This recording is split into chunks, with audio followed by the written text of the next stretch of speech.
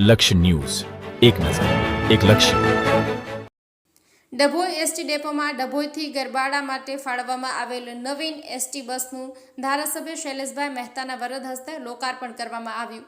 આ પ્રસંગે ડભોઈ નગર આગેવાનો તેમજ એસટી ડેપોના કર્મચારીઓ, મેનેજર હાજર રહ્યા હતા.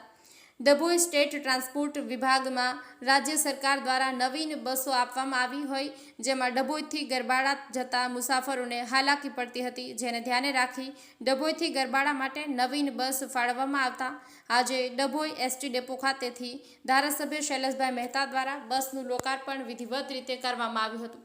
અગાઉ પણ અનેક બસો લોકાર્પણ કરતા બાદ મુસાફરોને તકલીફ ન પડે તે માટે વધુ એક બસ ડભોઈને ફાળવવામાં આવી અને મુસાફરોમાં ખુશીની લહેર જોવા મળી હતી.